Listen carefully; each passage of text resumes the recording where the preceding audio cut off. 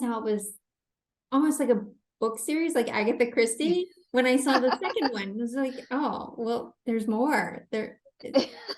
Okay. Because the first one just kind of seemed like a one-off, or I don't know, the style of the story makes it seem like an Agatha Christie. The Yes, very detective much is so. famous and he gets invited to wherever. I was surprised when this one came Vacations. out. Yeah, yeah, I know. I should have become a detective. I didn't realize that I was think you should yeah. Right. solve mysteries while you're having like the best food and the best drinks in the world. Right. How do you do that? Do you just go out and start volunteering to solve mysteries and then people hire you, or how do you build your reputation to become the best? That is a good question. Or We're do gonna find out. all right. Maybe I'll look and see if there are any help wanted ads at Scotland Yard. This is what did you think going into it? You saw Knives Out, of course. I did see Knives Out. I loved it. I actually didn't know. I knew that they were filming this, but I wasn't aware of like the plot or anything. It was just like Glass Onion. I was like, okay, wonder why it's called that. I'll probably find out. I was very confused by the distribution calendar. I think it was like before Thanksgiving, Ryan Johnson was going to be at the Paris Theater. Oh, And then the Paris Theater was only going to have it for like a week. And I was like, okay, great. So it's coming out right away, right?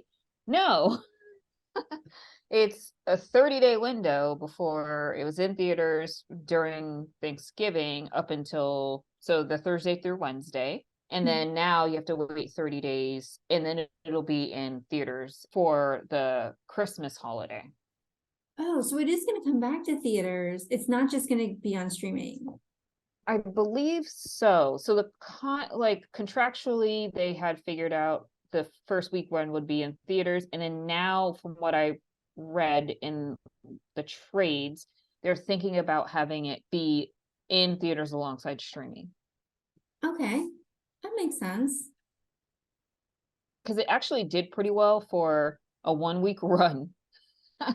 Because everyone thought that was their only chance to see it in the Yeah. theater. So, I mean, I went in the earliest showing that they had on the day that it came out because I was leaving to go out of town and I knew I wouldn't get to see it where I was going. So, but normally I would just say, okay, I'll see it when I get back, which would have been Mm-hmm. a week later. I hope this is not a playbook for something that other movies are going to do in the future. Oh, I agree. Like I saw it towards the last day, so the last evening that you could see it, 7 o'clock show completely sold out. Wow. Okay. Going into the movie, what did you expect? Just to see Benoit Blanc and figure out what is he going to solve, how this one was going to come together. Because the last one was very, family oriented film plot, a lot of familiar characters and actors and actresses, a lot of like paying attention to different clues and names and all that stuff. So I kind of figured it'd be the same thing, but just out of the element in terms of like location. What about you? What did you think going in? Going in, I wasn't sure what to expect because it seems like the first one was good and it seemed very like I was, not sure who did it until the reveal. But Mm-hmm. I wasn't sure how they were going to pull that off again. And Yeah. I did like the cast and I was hopeful that it was going to be great and I think it was good. Like it definitely met my expectations. Yeah. Yeah. I think it's good as well. It was so great to see like Kate Hudson come back because I feel like she's been away for a very long time. And she was like very rom-commy. The same thing with Edward Norton. I can't think of the last thing I saw him in, to be honest. Well, he was in Birdman, but that was a long time ago, That was probably like 10 years ago, right? at least, I think. And then, oh no, Yeah. he was in Brooklyn movie. It was his own movie, like he did it. He was the director, Oh, and Bruce Willis yes. was in it. Yes, I think I've seen that on like streaming. Or wait, was he not in like the Wes Anderson film that came out last year? Oh, he might have Maybe. been. Motherless Brooklyn. Um, yes, Motherless Brooklyn. I heard that that's really good. It was pretty good. Yeah, and Daniel Craig, fresh off of his last run as Bond, so he gets to stretch a little and live life now. Yes. And he just did that commercial where he dances for, Yes, which is it's his now his midlife pivot. sure. Everybody gets one or two. Let's go to the slides. I'm worried that we're going to have like a ton of spoilers because it just came out. Yeah. So spoiler alert. It'll Yeah. be like a big spoiler alert. So you give it a 23, I give it a 21. Maybe I would say a third to halfway. Somewhere in there, I knew who did it. Mm, And then after I was like done figuring out who did it, then I could just like relax and enjoy like how campy and over the top everyone was being. I definitely think that they stepped up like that level on that side. Like the kind of Kate Hudson's character is so dumb. yeah.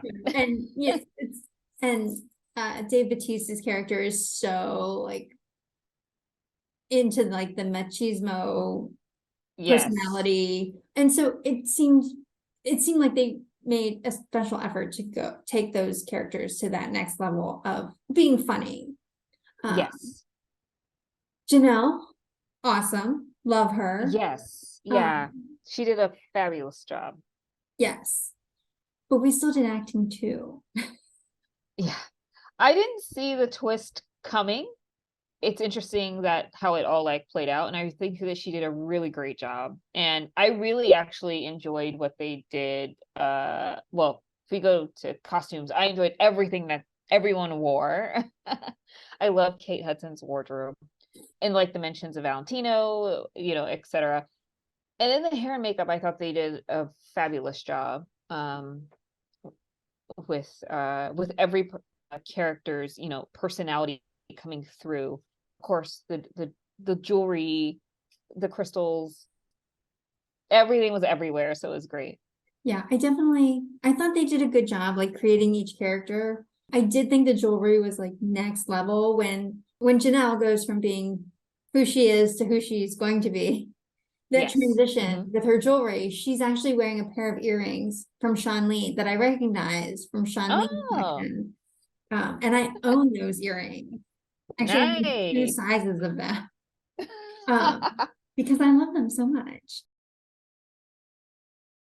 Automatically three on the jewelry category. You're like, I recognize my own jewelry in this. I know. I would have worn them for this recording, except I can't put a hand to them right now. Production That's quality awesome. set. It was very cool looking. Yeah. The island and the house. I still gave it a 2. Yeah, I agree. I think with this one, it was way more funnier and sillier, but it was also like campier than the first one. And Mm. so I think a lot of this, like you mentioned, over the top was definitely it. It was just like some things were just like so obnoxious, but it was part of the storytelling. And but through and through, like as soon as they got to the island, all that stuff, a lot of stuff looks super fake. Yeah. And so I was kind of like, this is good, but this is good when you know that you have an unlimited amount of money to do like the craziest thing ever. Which kind of I understand, but like for me, it was just like a kind of borderline tacky. Mm. Um, but maybe that was the whole purpose. Well, it is, right? Because he's not very smart. Yeah, Um, story or Reader's Choice 2. yeah. Yeah. Story 2. Yeah. Soundtrack 2. Soundtrack could have been better, I feel like, for sure. I'm so shocked because Glass Onion is a reference to a Beatles song that they did use at the end of the movie. Knives Out is a reference to Radiohead song. So I thought that there would be more music, but maybe there was like they had I think two Beatles songs. So maybe that was the budget. Like when Edward Norton's character, when they get to the island, he is playing a song, and then the end credits were the Beatles song Glass Onion. And special effects too. Yeah, some of these explosions and things, I was just like, this looks so terrible, but okay. Yeah, the dock. I wasn't buying the dock. Yeah. And then they try to explain how it worked in terms of like getting people to the island, and it's like, oh well, it does this at this time or whatever, and I'm just like, this is no, this It like, only I comes can't up to keep up low with this tide level of detail. level. Yeah. Yeah. That seems impractical for someone who, well, the whole thing seems impractical. Yes, including the guy that's just hanging out. Right. That never really got explained. No, not at all. Like, he didn't take the luggage. He's just like, I'm just here. Right. But he had a room. Like, I don't know.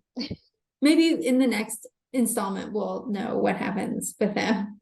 Another big question I had was it plausible the way that they all met? That would never happen, right? Right. Unless these folks were bringing something to the table to say, oh, I have thoughts on this or I have thoughts on that. And, usually if you just hang out and, well, you know what? I'm not going to spoil. The way that they met is not plausible. I understand, why they are friends now. Yeah. I don't know. More to come. Thanks everyone for watching, and we'll see you next time. See you next time.